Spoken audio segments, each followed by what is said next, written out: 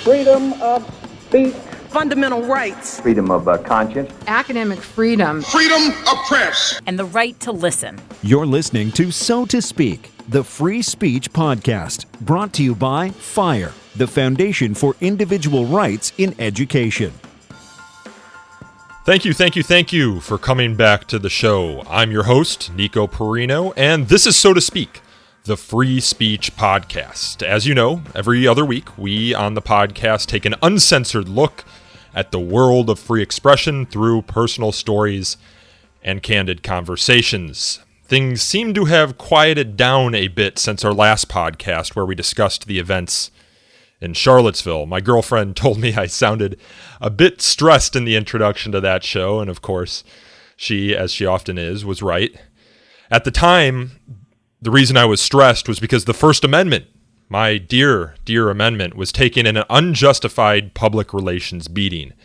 I say unjustified because the First Amendment was not the cause of the violence in Charlottesville. Violent criminal actors were the cause. And as I've said on this podcast before, it's important for us to recognize that what distinguishes liberal societies from illiberal societies is that liberal societies, we use words, not violence, to settle our disputes. Violence is punished, speech is permitted. And who is responsible for punishing violence and permitting speech? Law enforcement, the police. And unfortunately, law enforcement seemed incapable or possibly unwilling to do its job in Charlottesville. As my colleague Robert Shibley wrote for USA Today, when the authorities simply stand by and let political violence occur, even in the hope of the conflict somehow de-escalating itself, they send the message that both sides have a free hand to violently attack their opponents. This, of course, only emboldens violence. After all, we know that behavior that gets rewarded gets repeated. But this violent response to speakers isn't entirely new. We also saw the police stand down during the violent protests of Milo Yiannopoulos at the University of California, Berkeley back in February. The protests resulted in a sudden cancellation of his speech.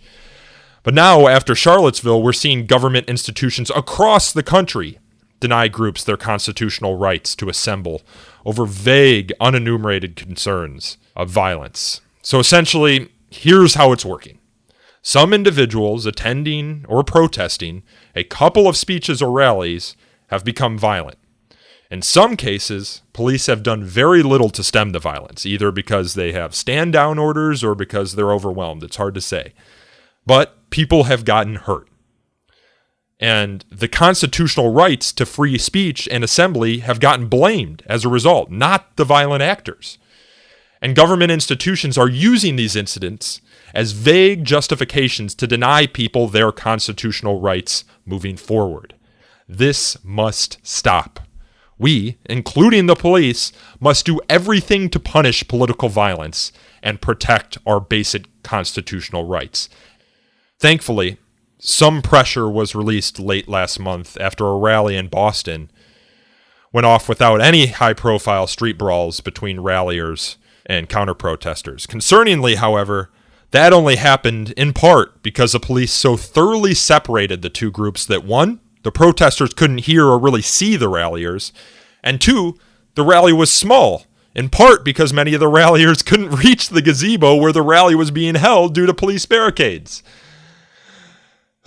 Just as denying permits for rallies over vague concerns of violence can't be the solution, neither can this. As FIRE co-founder Harvey Silverglate wrote in an op-ed after the Boston event, they made a desert and they called it peace. But I'll end my fulminations for now. As I said, things have quieted down. There's been a backlash to the backlash against free speech, as there always is, and I'll knock on wood that things remain quiet, but I'm not optimistic. The new school year is starting, and some controversies are already beginning to develop. So stay tuned. I'm sure we'll talk about them on this show. But speaking of this show, let's get on to today's show. Our guest today is evolutionary psychologist and author Geoffrey Miller. He's a professor at the University of New Mexico, and he has two fascinating pieces published in Quillette that make the neurodiversity case for free speech on campus. What does he mean by neurodiversity? give me a second here to walk you through what he means because it's a bit complicated. According to Miller, at least 20% of people suffer from a mental health disorder such as autism, ADHD, Tourette's, PTSD, bipolar disorder, schizophrenia, etc., etc., etc.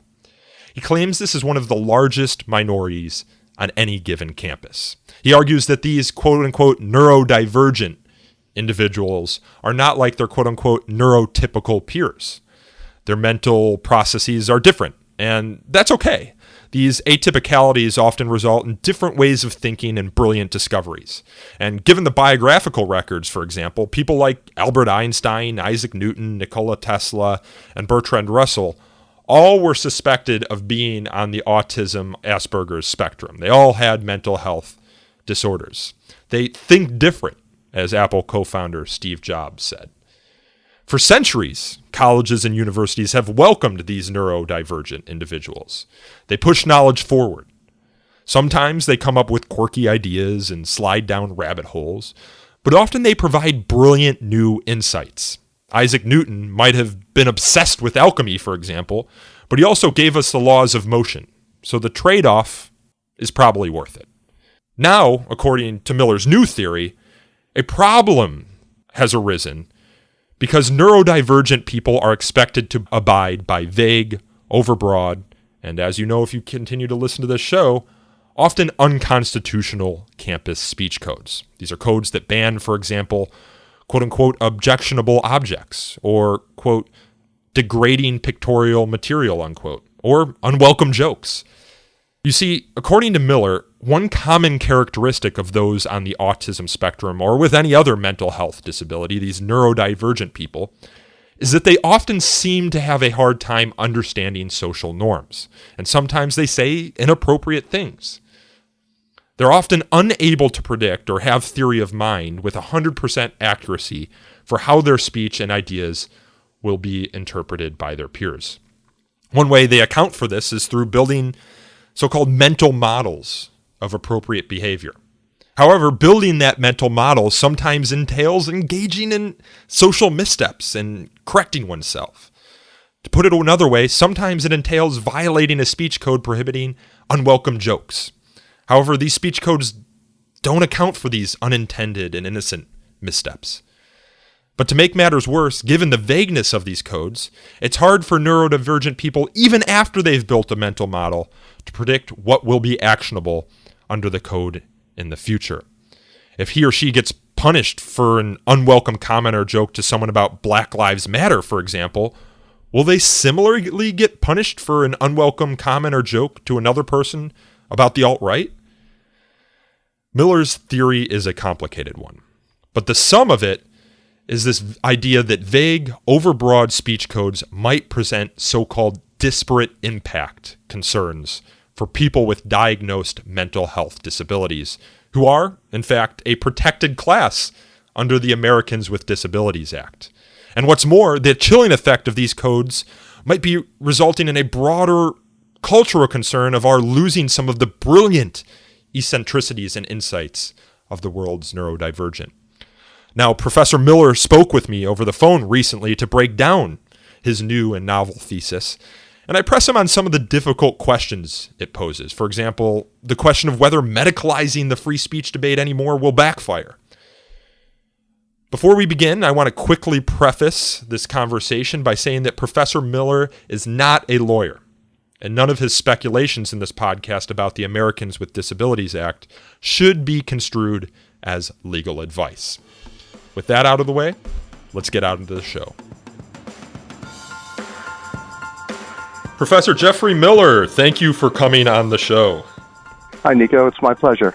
So they say that there is never anything new under the sun, and we've been talking about free speech ideas for centuries at this point, but I read your recent article in Quillette, the neurodiversity case for free speech, and I thought to myself, there is something new in the world of free speech under this sun. Oh, thank you. Thank you. So I want to start here by introducing terms and concepts, because I think that's going to be very important for understanding your principal argument.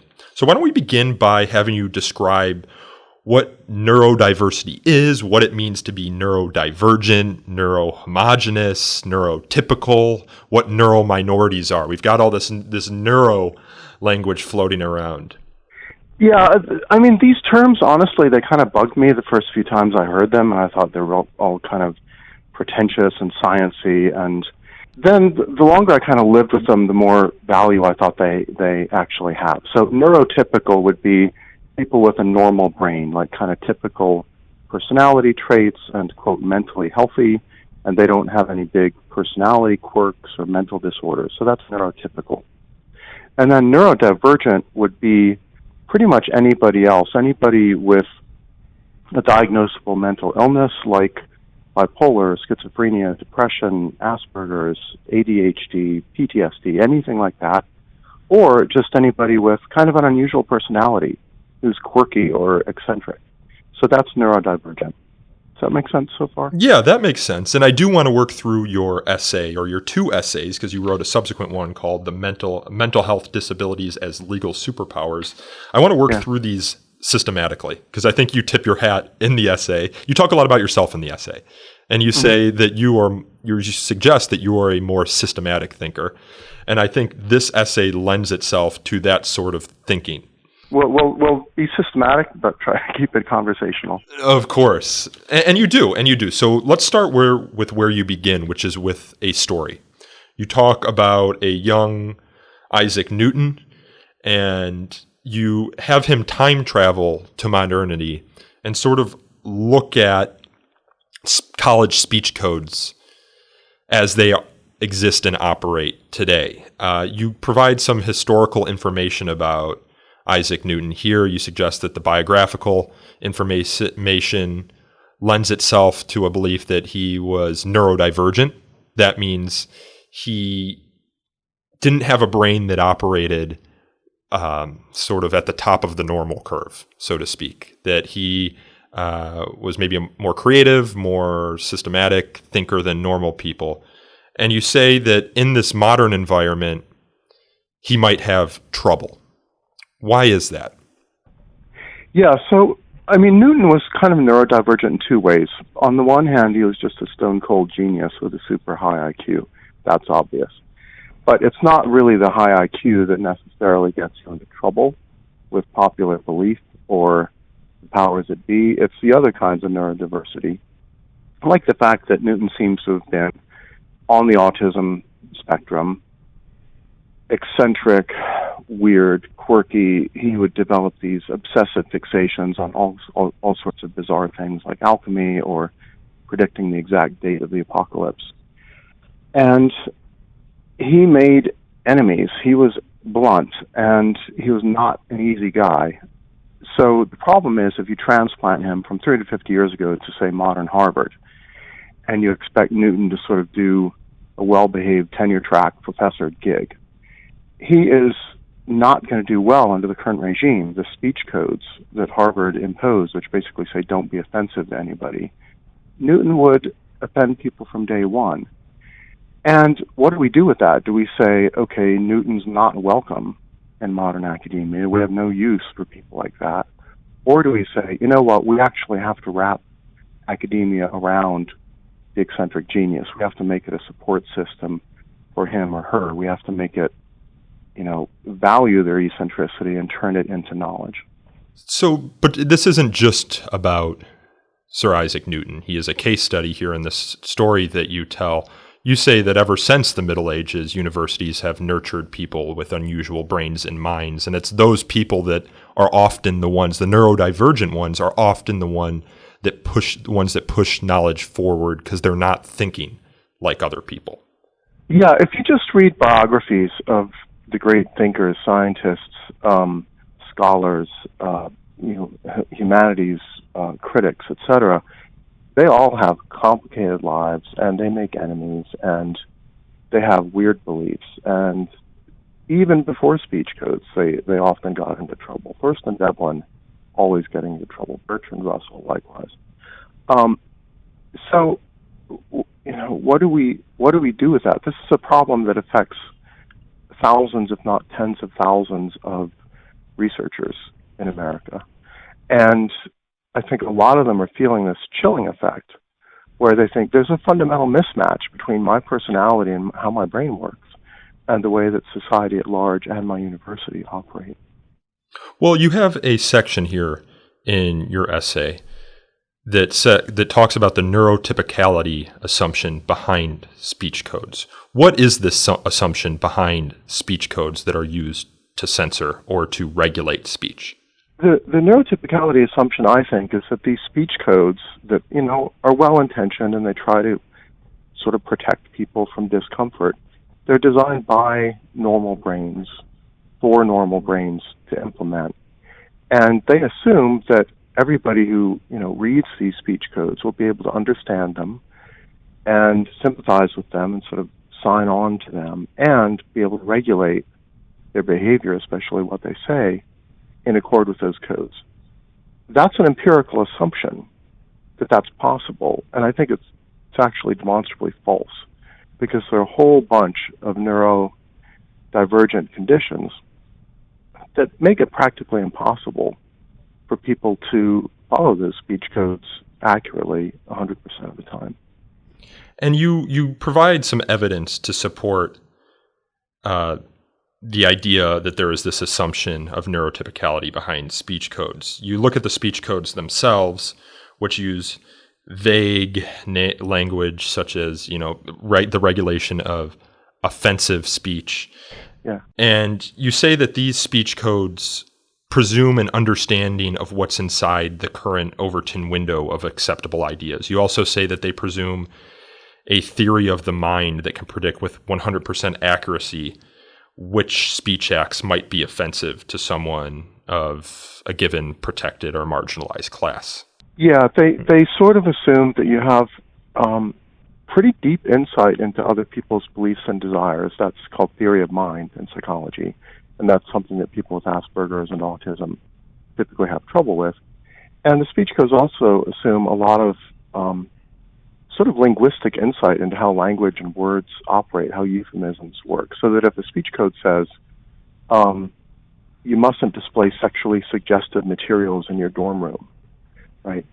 Mm-hmm. Somebody with English as a first language and who is very sort of verbally astute might have a pretty good idea what that means, but somebody who's got various kinds of language impairments or is not good at sort of reading between the lines, like a lot of Asperger's people can't do very well, will read that and go, what does that even mean? I can't connect that to anything specific in my experience.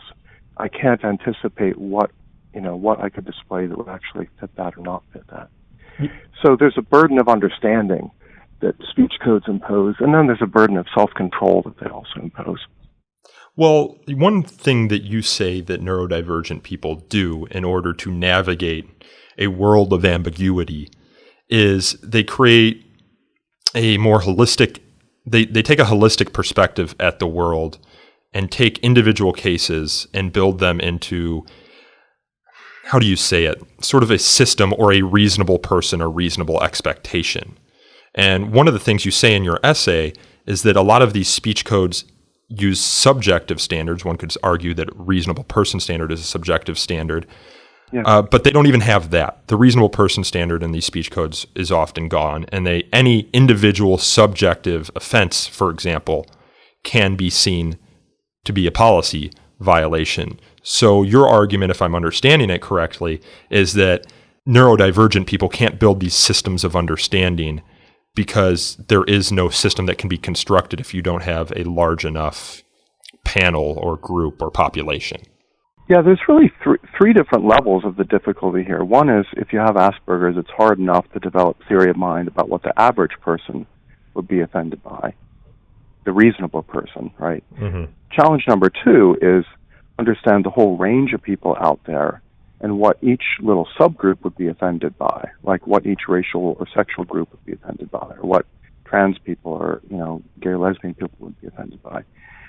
And then the third layer of complexity is that there are internal inconsistencies hidden in the speech codes, like, for example, you're allowed to criticize the alt-right, but not Black Lives Matter, right? Or you're allowed to criticize patriarchy, but you're not allowed to question that there's a campus rape culture, right? And so to Asperger's or people who are high systematizers, they see these inconsistencies, and they're like, I can't even figure out how to apply the speech code, even if it was applied, just to the whole range of people, much less applied inconsistently in ways that are never stated and that are just implicit, like you need a complete model of like intersectionality theory to be able to understand what you can't say.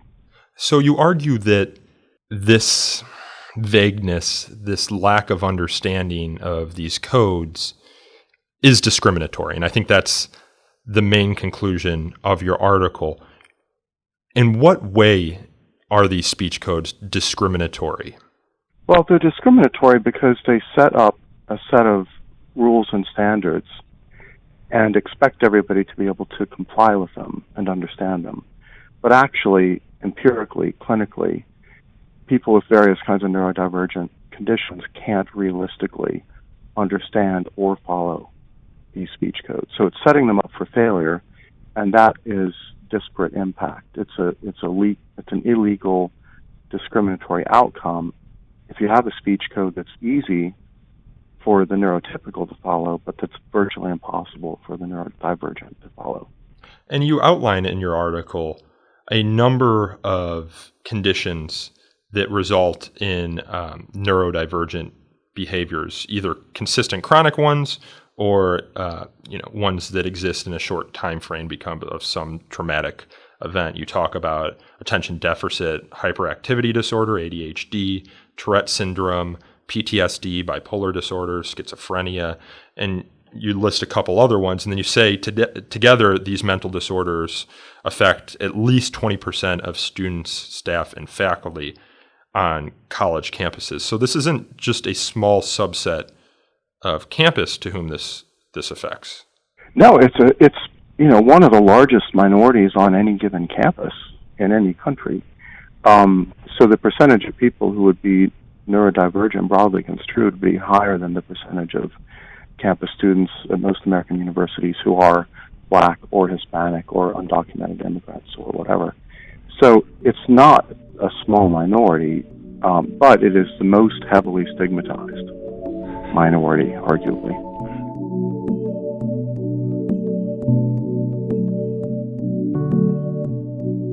This argument poses a couple of challenges for us free speech advocates, or at least presents a couple of counter-arguments that anyone advancing this theory might have to contend with. One is the question of, could these arguments be seen to create an open door for attacks on criminal law or other such laws, the idea being that if a person is neurodivergent, they couldn't be expected to fit or understand regulation outside the campus context as well. I know that within criminal law we have insanity defenses, but you're not really talking about insanity here. No, I mean, it's with the criminal law insanity defense, if I understand it correctly, it would be that there's such a profound inability to understand basic morality, like deep morality, like am I actually harming somebody, rather than kind of surface cultural morality, which is, do I offend somebody with my behavior? Those are very different. So, it really takes an extreme degree of insanity to, not understand that murder is wrong and that you shouldn't go around killing people. I'm talking more about what are the ideas you're not allowed to utter. Yeah, on a college campus where presumably ideas are of the utmost importance. Yeah. But I think there is a legitimate issue that you raise, which is, look, things are labeled mental disorders in the first place because they're inconvenient to others, because they create social friction and conflict. That's why they get medicalized. That's why they're considered an issue that needs treatment. And a lot of the friction that mental disorders create is through words and through people, sort of being verbally inappropriate. So it's not surprising that mental disorders create this conflict with speech codes.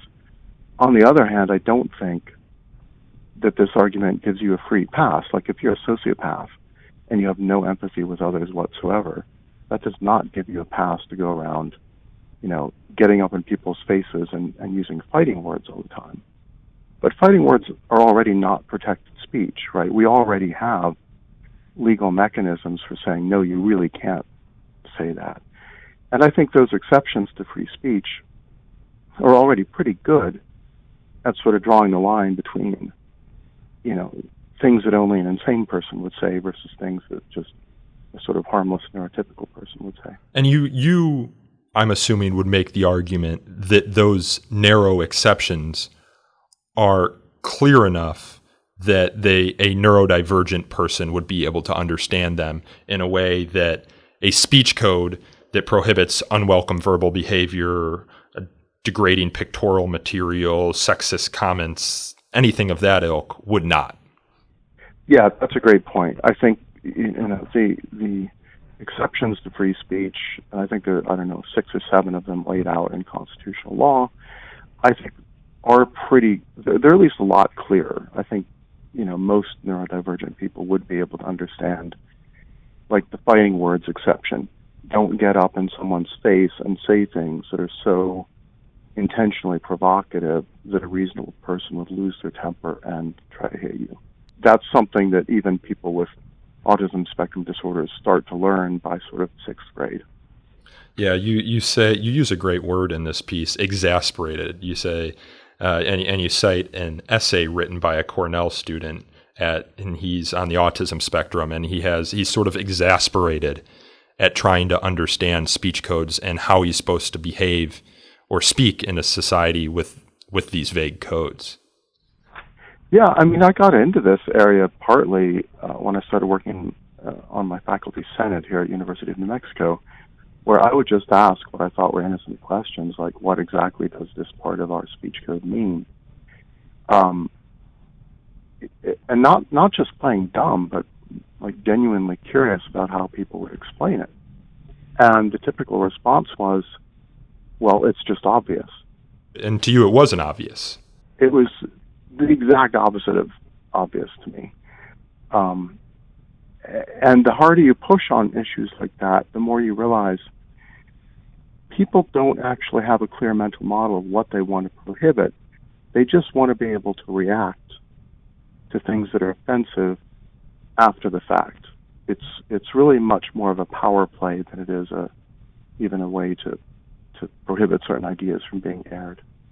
I think it's got a much more punitive intent, and that's why these things are so sort of intentionally vague. Do you have any concerns about medicalizing free speech debates any more than they already have been? To provide context to that, one of the things we're seeing a lot on college campuses right now is students claiming emotional and psychological injury as the result of speech. They're medicalizing it, so to speak. Your defense against that censorship here is also a medicalized defense. Do you have any concern about that? Well, yeah, it's what kind of led me to a few sleepless nights thinking, is it worth making this neurodiversity argument, because it does open some cans of worms. But I saw that the anti-free speech side was already so far down this road in medicalizing things and used sort of appropriating and misapplying concepts from my field, psychology, misapplying them in really dumb ways, that I thought I have to fight back using a somewhat clinical and legal strategy. There is, I'm going to keep peppering you here with just questions about your piece or potential critiques they could have, because I do think it's very important and there's a very sound argument here, but we need to put up our defenses against the would-be censors. What do you make of a potential argument that because of neurodiversity, and there is at least 20% of people on college campuses who are neurodivergent, that there is no such thing really as a reasonable person, and that recognizing this neurodiversity eviscerates a reasonable person standard? I think it does challenge a reasonable person standard in the sense that I think sort of going into the future, law is going to have to struggle with neurodiversity and the recognition that there's not just one standard default reasonable person. There's actually not just several kinds of people, but several different kinds of reasonable people. What I mean by that, for example, is within their own world, people with Asperger's, who are high systematizers and often quite logical, are, in my view, among the most reasonable people who've ever existed. Right? But to normals, to neurotypicals, they can seem eccentric. People with Asperger's, though, the normals can seem often very unreasonable. Likewise, people with a lot of different personality disorders and conditions can be seen as just different kinds of reasonable. Like if you have fairly mild forms of sociopathy where you don't do a lot of intuitive empathy, but you can still function well. This would characterize a lot of politicians, surgeons, lawyers. Those people can be very reasonable also, but just in a different way than normal.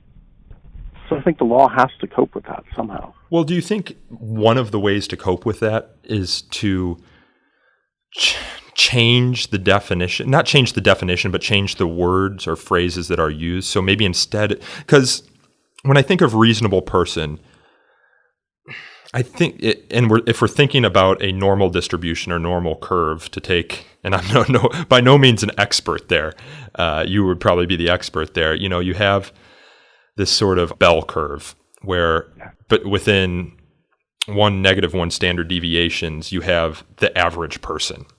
Mm-hmm. Now, you can't really say that the average is the reasonable person because the opinions within a standard deviation could also be reasonable. Yeah.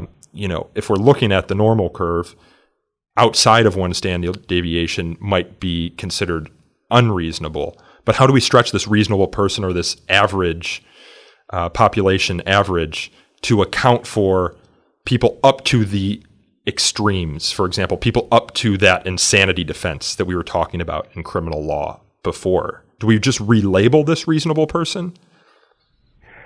Well, I think what I would love to see is law schools sort of addressing this issue and basically just saying, hey guys, when we talk about the reasonable person standard, bear in mind that should include not just, your neighbor or your uncle, but people who are high functioning with bipolar and Asperger's and sociopathy and so forth. Just remember there is diversity out there, just as there's demographic diversity, just as you wouldn't want a reasonable person standard to assume a male brain rather than a female brain. Right, or to assume reasonable person equals white rather than black. You just want to keep the diversity in mind when you're thinking through, could somebody understand this speech code? Could they implement it?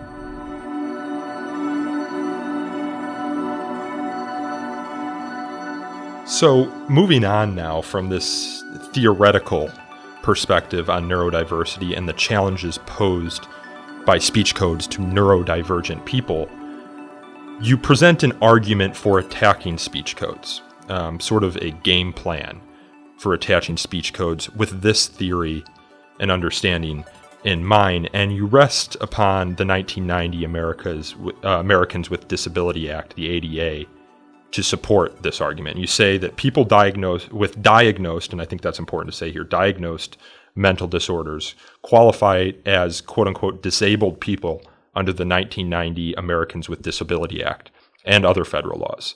So any speech code at a public university that imposes disparate impact on neurominorities is illegal. Where did you get that idea, and how did you begin to formulate it? Well, I can't totally remember where I got the idea, but I've been thinking about this neurodiversity stuff for a while, and then I think when reading some of the sort of autism rights movement literature, there was some mention of ADA accommodations and the way that you could sometimes get things explained more clearly if you had diagnosed autism spectrum disorder. So I thought, well, I wonder if that's sort of a legal lever that free speech advocates could use, and this piece was kind of call to arms to say, if you have a diagnosed or diagnosable mental disorder, consider using this strategy kind of on behalf of everybody else to challenge speech codes. And you yourself are not a lawyer, but you did consult with lawyers about this argument, including, full disclosure, some of my colleagues here at FIRE. And what did they make of it?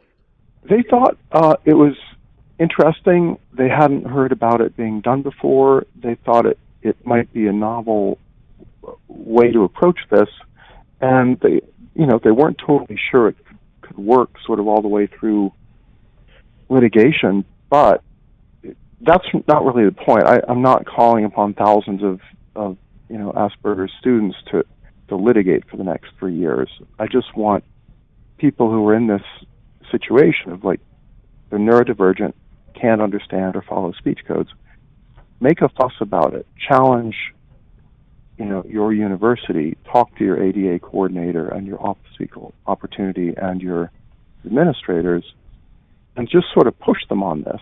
And I think if enough people push, nobody probably even has to litigate, because the administrators should realize quite quickly, oh my God, we've got no defense against this. Yeah, it is illegal discrimination, and we never thought about it from this perspective.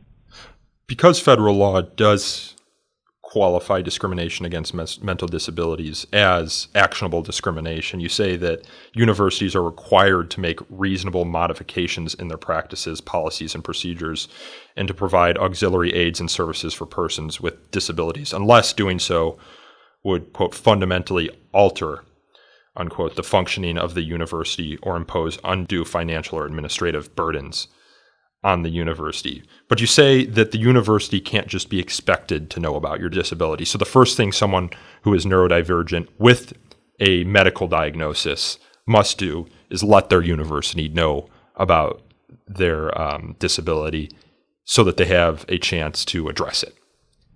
Yeah, you have to at least speak up with an email to your ADA coordinator and explain, here's me, this is my role in the university, faculty, staff, student, whatever. I have this diagnosed condition. I don't understand these parts of the speech codes. I need help. Please get back to me ASAP. And just that one email will probably create, a flurry, a snowballing effect of other emails among administrators, where they go, oh my God, this has never happened before. What do we do now? And you say the emails are important because in any potential legal challenge, you need to document the actions of the government agency you're interacting with. So, for example, to prove that the university didn't take your consideration seriously and didn't provide reasonable accommodations, you need to be able to show the steps that they went through in thinking through or denying your request. Yeah, exactly. So what I recommend in the piece about this is, your end game is not to litigate, but the whole way through you have to act as if every record of everything you do and say is going to end up being presented to the Supreme Court of the U.S. And if you go in with that mindset, the university will take you a lot more seriously. They'll go, oh my God, they've got a really clean, well-organized record of everything they've asked for. And so what are neurodivergent people really asking for here? I mean, or what would you, in a position of a neurodivergent person using this strategy, ask for? Would you ask for a revision of the speech code, an eradication of the speech code, or would you even go beyond that and ask for different accommodations? I think what you would ask for in the first instance is just please explain what this speech code actually means. You need to translate it into language I understand, the way that a student who's blind would get a syllabus that's printed in Braille, right, rather than text. So it's just, how do you make your speech code fit into my brain so I can understand it? The burden on the university to do that, to make that accommodation. And once they try to make it, they'll quickly realize, wow, we can't actually explain what we meant by any of that. And then that might lead, hopefully, to the ADA coordinator talking to university counsel, university lawyer, and the counsel advising the president, actually our speech codes aren't defensible. We need to get rid of them ASAP. That would be the sort of ideal outcome. Now, you present a couple arguments or a couple challenges and arguments that the university might use to challenge a student who comes to them and asks for an accommodation of that sort. Rights can be in conflict. For example, at least statutory rights can be in conflict. For example, Title IX prevents sex discrimination, for example, and a neurodivergent person who might have a one-off comment that is seen to be verbally offensive in a sexual nature. We see the federal government imposing standards like that. If the government has a standard that says any verbal conduct or speech of a sexual nature can be actionable under Title IX, but you also have this ADA requirement that someone who is neurodivergent is accommodated for, one-off sexually offensive comments. How does a university reconcile that? Does it then look to the Constitution, which trumps any statutory rights imposed by the ADA or Title IX, and say, well, the First Amendment? Well, I guess I'm speaking as a fire staffer here and thinking how I would approach it. I would say, well, the Title IX doesn't trump the First Amendment, but you do see there's a bunch of things, and often contradictory things, which makes a problem for neurodivergent people. But it's a bunch of contradictory things to grapple with. Oh yeah, that's a great point actually, and I hadn't thought of it that way. That on the one hand, there's the Title IX that's been over-applied ever since the Dear Colleague letter a few years ago. On the other hand, there's the ADA. Those have equal legal force. And if they conflict, then who's the tiebreaker? I think the Constitution is the tiebreaker. The First Amendment is the tiebreaker. So the whole point of the ADA strategy really is to get the university administrators to realize there are other considerations beyond, let's say, just Title IX or their desire to, minimize offense. And ADA really throws a monkey wrench in that whole sort of speech suppression campaign.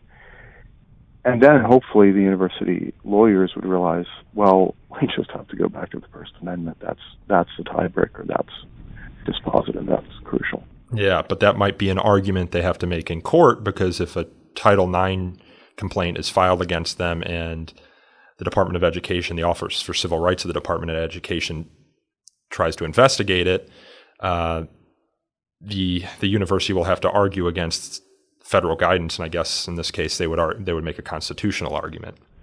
Yeah, that's right. Another potential hole in your argument that a university could exploit here is this escape valve in the ADA, which says that a university doesn't need to create an accommodation if it fundamentally alters the school's academic program. Now, one thing I could see a school doing, you see this happen in the affirmative action debates as well, is say that diversity, racial, sexual diversity is a fundamental program within the university, and that arguments for potentially offensive or neurodivergent speech violate that university's fundamental mission. Yeah, I could imagine they'd make that argument, but from my perspective, fundamentally altering the nature of the university's mission, you could counter argue that before the speech codes, universities functioned just fine. And people got educated, they learned things, they graduated, all the normal functions. The apple fell on Isaac New's head. Right, and then speech codes came in, but it's not like grade point average suddenly surged, or like everybody suddenly felt included, and it was sort of a multicultural LGBTQ wonderland of equality and harmony. That's not what happened. So I think from a legal and moral standpoint, it's really the speech codes that have failed to deliver on the sort of diversity and inclusiveness as promised, but they had this horrible side effect that they alienated the neurodivergent. And I don't see how you can argue for diversity as a fundamental value, but only demographic diversity, right? Not neurodiversity. And that's more or less what you're arguing here, is that neurodiversity is a form, perhaps maybe the only form, of ideological diversity, the idea being that it takes some sort of neurodivergence in order to create intellectual diversity or come up with new ideas. Yeah, I mean, another way to think about this is that, ideological diversity, in a sense, is just a mild version of neurodiversity, or even that, if you make the argument that demographic diversity is important, because people bring new perspectives and knowledge and background and personalities, then even demographic diversity is justified largely as neurodiversity.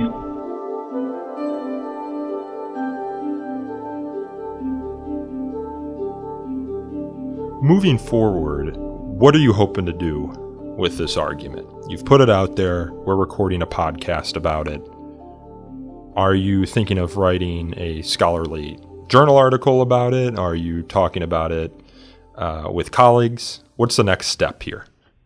Well, I just, had this idea and I wanted to throw it out there and see if it got any traction. And it seems to have gotten a fair amount of traction. I think a lot of people have read the neurodiversity piece and they're taking it seriously. And I really just want to connect the free speech debate to the neurodiversity movement, and particularly the autism spectrum Asperger's movement. I think that's absolutely crucial here, partly because so many of the people who've gotten in trouble for violating speech codes seem to be kind of somewhere on the autism spectrum. They're often kind of in the hard sciences, biological sciences. They're a little bit nerdy. They don't understand why they caused offense. And if those are the kind of poster children of people who get in trouble for speech codes, that seems like a problem. It means an awful lot of people in the hard sciences and engineering, and biology are kind of running scared and probably feeling this chilling effect and thinking, is academia really the place for nerds anymore? A chilling effect insofar as people who are neurodivergent won't speak out with their ideas as much as they might in an environment that accounts for their divergence. Absolutely. They'll feel a chilling effect in the sense that they don't even know what the rules are, and they know there's a huge risk of offending people. They've seen the witch hunts, and so they'll sort of set their threshold for what they say on the really risk-averse side. Like, I'm not even going to say anything that I think might potentially be offensive. I don't know, but I've got to be risk-averse because I don't want to get in trouble like, Tim Hunt, or Brett Weinstein, or James Damore at Google or anything like that. So you might, these speech codes might, for example, to bring us full circle, censor Sir Isaac Newton's opinions about alchemy, but in the process, through a chilling effect, you might lose his laws of motion. Yeah, that's the key thing. It's not that Newton's laws of motion would be offensive. It's that the kind of personality and genius that leads him to come up with those also lead him down many other weird rabbit holes, right, that take him far away from Overton window and what people consider acceptable, and those are the other things are what he'd get in trouble for, the other eccentricities. And that's my concern, that if there's not a more general acceptance of neurodiversity, both legally and culturally, then academia is just going to drive away a lot of its most precious talent. Well, Professor Geoffrey Miller, I think we will leave it at that. Thank you so much for putting this idea out there. I think it will provide our listeners a lot of food for thought. It's a new argument under the sun, so to speak, and I hope others will give it a read and hopefully continue the conversation, I hope, in legal journals so we can see if this sort of legal argument holds any water. So thank you again for coming on the show. My pleasure, Nico. Take care. That was University of New Mexico professor Geoffrey Miller. His two articles in Quillette are The Neurodiversity Case for Free Speech and Mental Health Disabilities as Legal Superpowers. I encourage you all to give both of those articles a read. A quick show announcement before I sign off.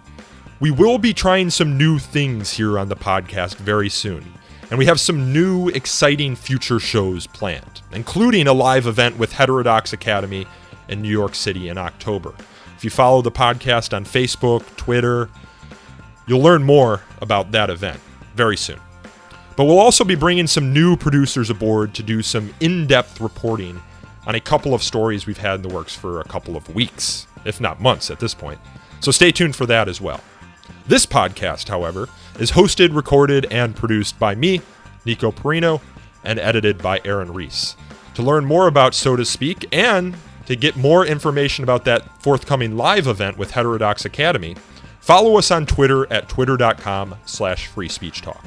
Or, of course, like us on Facebook at facebook.com/so-to-speak-podcast. You can also email us feedback at so-to-speak@thefire.org, or, if you're so inclined, call in a question for a future show at 215-315-0100. If you enjoyed this episode, please consider leaving us a review on iTunes.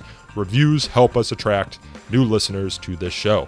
And until our next episode on September 21st, I thank you again for listening.